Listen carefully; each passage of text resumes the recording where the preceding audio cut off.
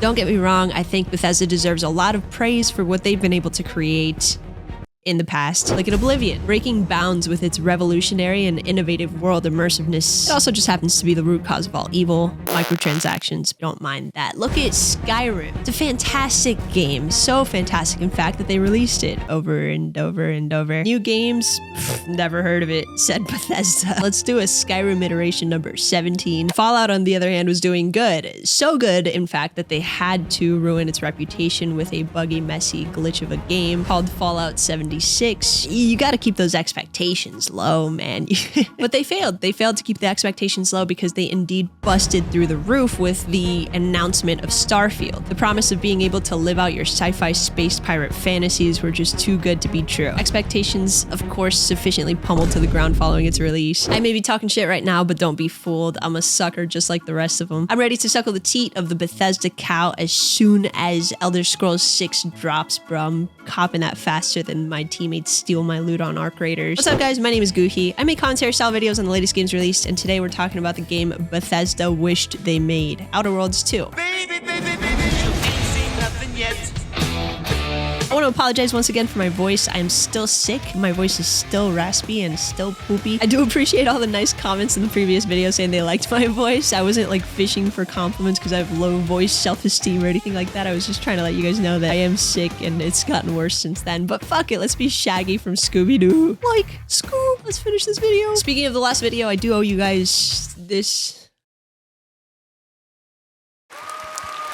With me saying that this game is what Bethesda wished they made, you'd actually be surprised to hear that Outer Worlds 2 isn't as memorable of a game for me. My standards for cinematic sandbox RPGs are honestly buried 6 feet under ever since I played Dragon Age: The Veilguard, but I still think this game is an RPG worth enjoying. It's not going to be liked by everyone, but I do think it'll be loved by some, which I'll get into in a bit here. But before we dive into Outer Worlds 2, I want to shimmy back a little bit and talk about why Starfield ruined my life by existing. The more I played this game, the more I realized how utterly annoying it is. And I'm not talking about the long ass load screens or the terrible UI. I think I could have gotten over those things had the game not drained me of any will I had left. I'm talking about the interactions with NPCs that made the world about as exciting as watching grass grow. I rarely touch grass, but I imagine it's not a very exciting venture. You know how sometimes you talk to somebody and they just irk you? They may not have done anything wrong, but it's just their face or their mannerisms or their voice that just makes you think, oh boy, would I really love it if you slipped on a banana peel right now. That was me interacting with literally everybody in this game. Although I was a little bit more violent with my thoughts because I do condone video game violence. You shouldn't have taken that from them.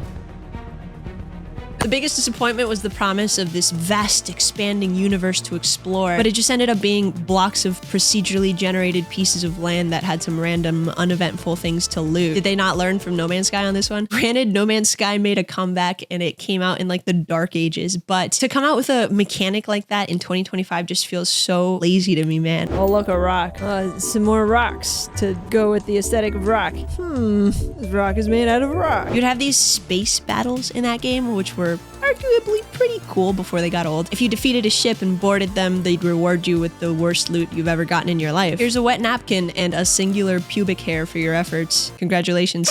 What's the point of being a space pirate if I don't have the booty worth plundering? None of my choices ever felt like they led to anything fun. I was trying to be a space menace, but the game just lets you be a glorified mall cop, Paul Blart, the space idiot. So why am I talking about Bethesda so much in this video? Well, the obvious answer is that they make sandbox RPGs, the same type of game that Obsidian made with Outer Worlds 2. But the deeper reason is because Obsidian Entertainment boasts about having made Fallout New Vegas one of Bethesda's most talked about and beloved titles. They literally say it in every announcement they make ever. They've also developed some heavy hitters in the RPG genre, such as Star Wars Knights of the Old Republic 2 and Pillars of Eternity. A stark reminder that we may like games made by certain companies, but technically we like games made by certain people, which may not be working at said company no more. We're just numbers, guys. Consumers in an industry whose success, like any other, is measured by the amount of money they make. And by all means, praise all the amazing games these companies make. Praise the companies, give credit where credit is due, but don't defend them with your last dying breath when they make a game or a decision that's not worth your time or hard-earned money. Criticism is so important in the gaming industry. But okay, boring rant over, sorry. Just a quick reminder, if you guys are liking this video, click that little like button thingy down below. It does help me out a ton. If this video reaches 1,000 likes, I'll find a slide to go down and yell wee all the way down. Everyone's saying that Outer Worlds 2 is just like the first, but better. And I don't think I agree with this one, dude. I've tried to see that point of view, but the thing is, Outer Worlds was just okay. It was too simple. It's like those puzzles where all you have to do is match the shapes and shove them into a box. Old Timmy Smoothbrain could figure that one out. Outer Worlds 2 has no resemblance or same feel to the first game other than its aesthetics and some bits of lore here and there. It's got so much more going on mechanically. And because of that, I think saying that it's just the first but better is just a little bit underselling what this game has to offer. Outer Worlds 2 combat, I thought was pretty solid. I don't think many will agree with me because the gunplay is just okay. It's not as reactive or satisfying as your traditional shooter, but there's so much variety. There's weapon choices, armor choices, grenades, mods added to weapons and armor. There's so many layers to peel and have a lot of fun with here. It's like an onion. Or an ogre. Yes, it's a Shrek reference. I'm a millennial, sue me. On top of that, your character build is really impactful throughout your experience. It's not just there to check off the skill points added box in an RPG. Whatever skill you choose to invest into, there's plenty of things around the world to interact that will let you take advantage of said skills. If you put a lot into Brawn, for example, you can pry open stuck doors, or if you become an engine nerd, you can fix them open instead. You got a lot of luck, throw some shit together and somehow you can make a cure for a deadly disease, or you can do it the boring way and have a medical degree or whatever. There's just so much to go into that actually makes a difference in the way that you play, which is really refreshing. Outer Worlds 2 also surprised me with a lot of innovation. A lot of quirky little things that made the game stand out, in my opinion. For example, when you load into the game's menu screen, you have this dialogue from the Moon Dude that's unique to the choices that you've made throughout your game. It's just some peanut gallery shit, nothing super interesting, but it's charming nonetheless. Your companions don't feel like dead weight. They'll actually have meaningful conversations with you, which get brought up throughout the entire game, depending on your choices. And they actually react to random things you do in clever ways. For example, when I yeeted off the top of the balcony over the railing instead of taking the stairs, my companion said something like, "Wow, that's the fast way to do it." Thank you, NPC, for acknowledging my accomplishments. It is silly to be excited about something like that, I realize, but it just adds immersiveness that wouldn't otherwise be there, if that makes sense. I guess it's the little things that make the biggest difference for me. I may not be able to swim in this game, but at least Clyde made a comment about my little jump. Thanks. That's actually dumb as fuck. Anyway, another thing that made this game stand out for me was the flaws system. The game will take note of certain actions that you take and offer you special perks based on those actions, but it always comes with a price. For example, this one, which honestly feels a little targeted. My bad knees are none of your business game. They are optional, so you don't have to suffer from the flaw, but it's nice being given the choice. And there's some random funny things that came from my bad video game habits. This seems so desperate to want to point out. I steal everything. As far as the story goes, I feel like it's a little hard to comment on because it's personal preference whether or not you're gonna like it. Some people will like it, others will find it maybe a little bit boring. I personally thought the main story was just okay, but where the game shines is with its side quests and its characters that it introduces. There's so much dumb comedy sprinkled throughout that just tickled my funny.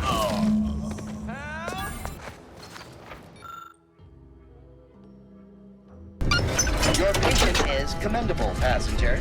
Please continue waiting quietly until the next tram arrives. Auntie reminds me of Mother from Futurama, by the way. I don't know if you guys can also see it. Also, there's bits of scripted cinematics that happen in real time that tickle yet another part of my brain. There's not much up there, but this game is tickling. My only real gripe about the story, which is kind of dumb if I think about it to be mad about, but it's got a ridiculous amount of dialogue. You'll have a conversation with someone and you're left thinking, okay, that could have been 2 to 3 paragraphs shorter, could have been an email. If you're impatient like me and you skim through the dialogue, you're likely to make some interesting choices and some unexpected things happen because you missed some key points of conversations. Whoops, that choice made the planet of orphans explode. My bad, bro, I didn't read the fine print. I mentioned earlier that this game isn't meant to be liked by everyone, it's just meant to be loved by a few. And I stand by that. I feel like people may go into this experience with different expectations, different mechanics have come out over the years for RPGs that have placed standards on a whole other level. Games like Baldur's Gate 3 blowing people's brains out is kind of hard to top. But we gotta remember that the genre is such an immensely broad statement that you really can't have a game considered an RPG and measure it apples to apples with another game considered an RPG. With that being said, it doesn't mean that bad RPGs don't exist. Dragon Mage Veilguard. I'm so tired of this cough. Sorry. Anyway, it also doesn't mean that we can't have certain expectations going into games similar to what we've experienced in the past, hence my heavy comparisons between this game and Starfield. The more I played The Outer Worlds 2, the more I realized that this game isn't going to be making waves on my beach, but it is hitting me with light wind spit on my face, and I was totally fine with that. I guess if you go to the beach expecting to surf, you're probably going to be utterly disappointed, but if you're there to enjoy the view, the breezy ocean spit is a wonderful experience. One last piece of gum for you guys to chew on before I leave you. I've heard some concerns in the comments about my cursing, and I want to deeply apologize. I was under the impression that everybody on YouTube knew that if you don't like a video, you can, in fact, click away from it. I'm being a dick, but on a serious note, this is how I express myself. I've always been like this, I've always talked like this, and this is how I choose to express myself with my content. I'm not going to change all of a sudden because of some boohoo wow comments that don't like cursing. Enjoy or don't. It's up to you. It's literally up to you. Anyway, for those of you that do enjoy my content, I hope you enjoyed this compilation of breezy spits with sounds. As always, subscribe if you want to see more like this in the future, and I hope to see you in the next one. Bye. Alone at last. I never thought she'd leave. If you would have told me a year ago that I'd be spending an ungodly amount of time enjoying an apocalyptic grocery shopping simulator, I would have called you a liar. I've always liked the idea of extraction shooters on paper, the exploration, the looting,